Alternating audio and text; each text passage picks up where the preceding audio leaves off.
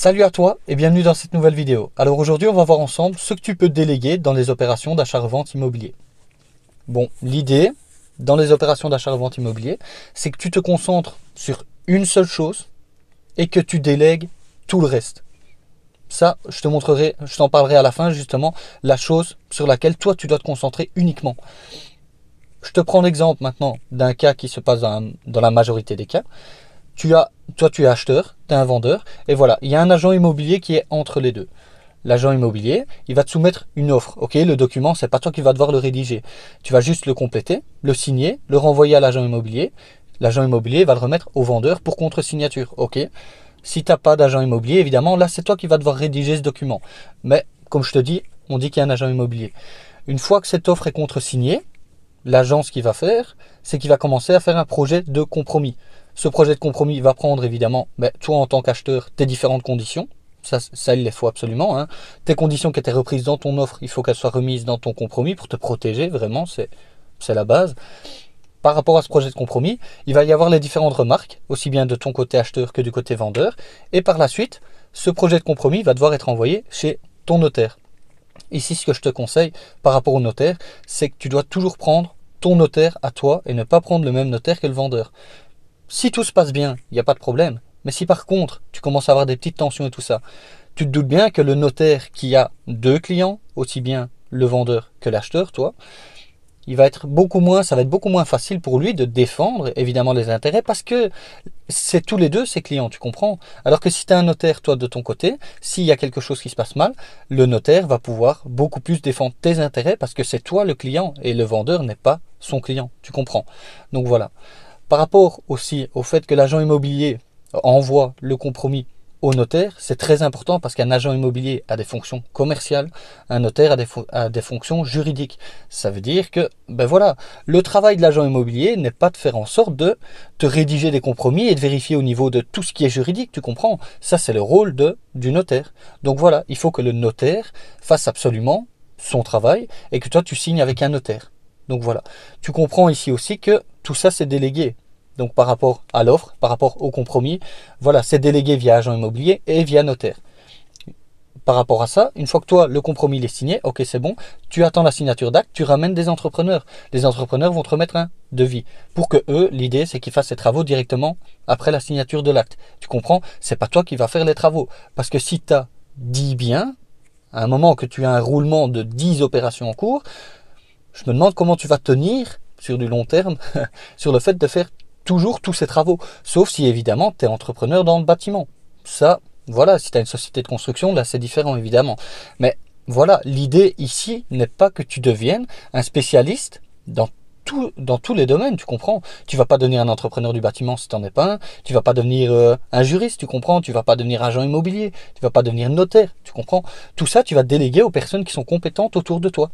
Par rapport à ça, une fois que toi, l'entrepreneur il est venu, il a fait le devis, une fois que la signature elle est faite, c'est lui qui va faire les travaux, tu comprends? Parce que c'est son domaine à lui, c'est sa spécialité à lui, c'est pas la tienne.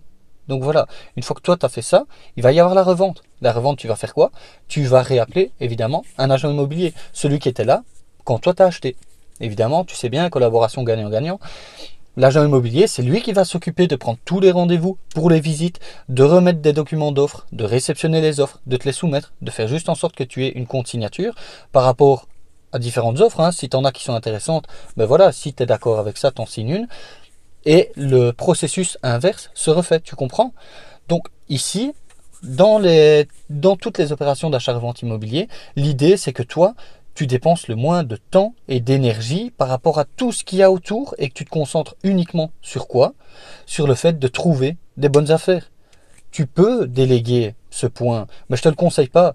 Qui délègue? Imaginons, je sais pas, moi je te prends un médecin qui recherche, voilà, il recherche ce type de bien, qui a ces critères-là, ce budget-là.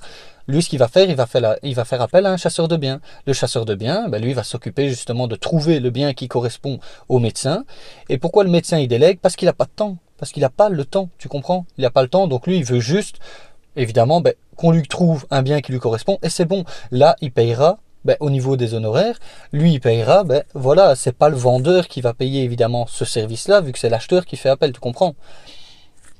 par rapport aussi à tes projections, à tes travaux. Si toi, tu sais pas t'y prendre, tu sais pas comment on fait, tu peux très bien faire appel à un décorateur d'intérieur ou un architecte d'intérieur pour que lui te fasse des plans, tu comprends, qu'il te fasse des projections après travaux et que lui soumette ça aux entrepreneurs et que les entrepreneurs fassent ses travaux sur base des plans. Ok, comme ça, ben voilà, toi tu es certain qu'au final, ce qui est demandé, c'est ce qui est sur les plans.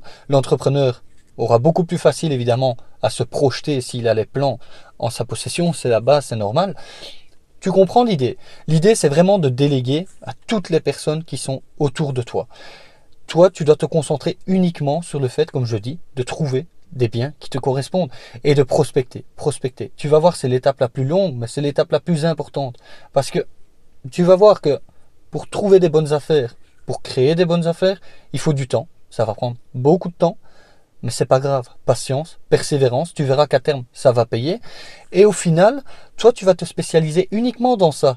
Parce que vu que tu peux tout déléguer derrière, toi l'idée c'est qu'une fois que tu aies trouvé ton bien, tu l'as verrouillé via une offre que c'est bon, c'est contresigné. Si après ça va pas, ben voilà, tu auras toujours la possibilité de te retirer. Dès que tu trouves une bonne affaire, tu la bloques. Comme je te dis, tu la bloques. Ok, tu es bon par rapport à ça.